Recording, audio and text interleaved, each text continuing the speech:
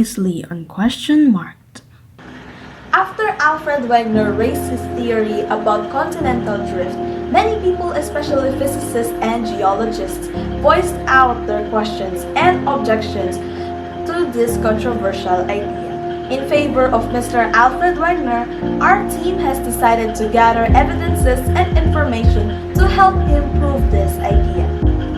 We, the Quants, and with our fellow investigator, Kat Kini, Question Marked is back to help you discover about the mysteries and wonders of our planet, the Earth.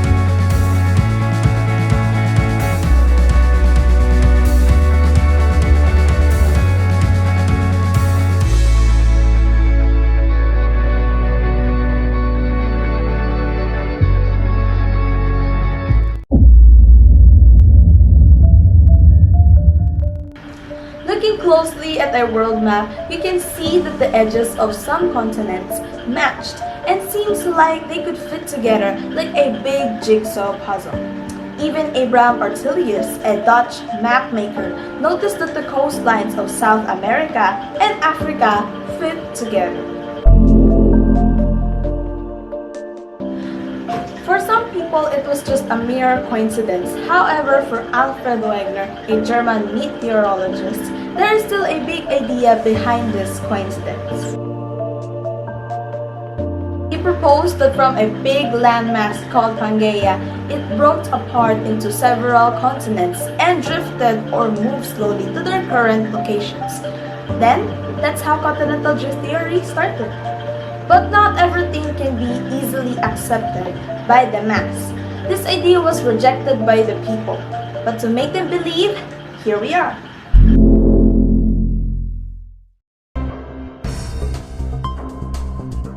To feed you with information and discuss our evidences, here's Ezekiel and Kakimi. Take it away, guys! Thank you for that recap and introduction, sis. I've collected 4 concrete evidences to convince you that Mr. Wegener's idea is valid. First is the distribution of fossil remains of organisms that existed before us, humans.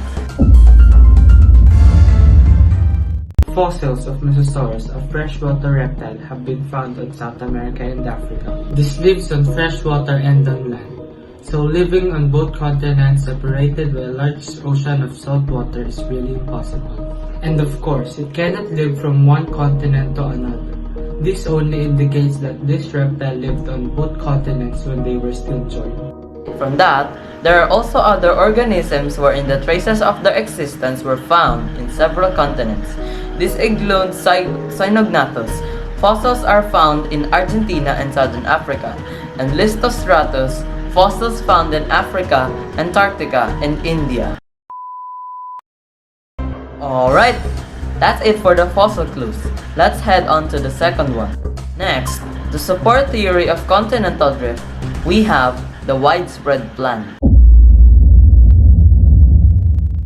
Fossils of a tropical plant called Glossopteris has been found in Africa, Australia, India, South America, and Antarctica. We knew that these continents have a very different climate from each other. Right, if that's the case, we can conclude that this plant existed in places that had similar climates. That means that the mentioned regions where fossils of this plant were found were once connected and located near the equator.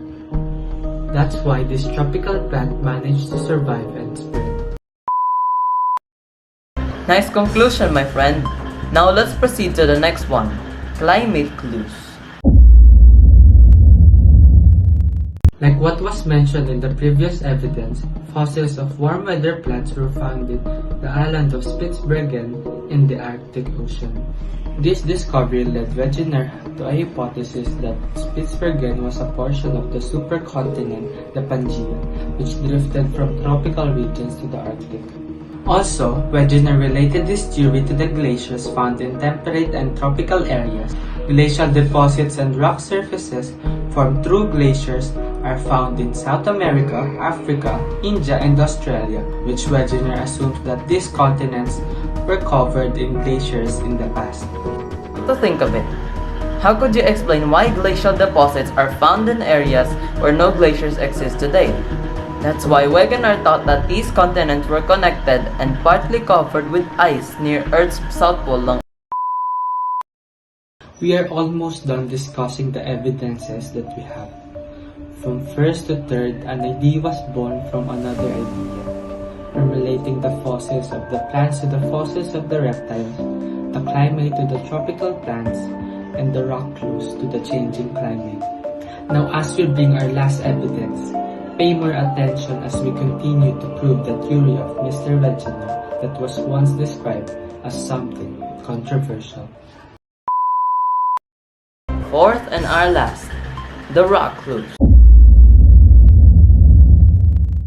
Similar rock structures are found in different continents. Parts of the Appalachian Mountains of the eastern United States are similar to those found in Greenland and in Western Europe. Rock structures from eastern South America and Western Africa are also similar. This only proves that these continents were connected in the past, because if they aren't, they should be made of different rocks. Our investigation seems like it is enough to bring us to the conclusion that the continents we have right now were part of a large landmass, the Pangaea, and they only drifted to the location they are in right now. That was an amazing discussion, guys. Alright, I guess we contributed something to make you believe the continental drift theory, huh? Still, we are gonna leave everything to you. Let you decide whether you're convinced or not. But before we end, let me bring this question to you. Are you gonna consider these facts and further use it to enrich your knowledge about our own home, the Earth? Or continue turning a blind eye and be left behind by the science that explains the Earth that we have right now? That's it for today's topic. We will see you again on our next episode.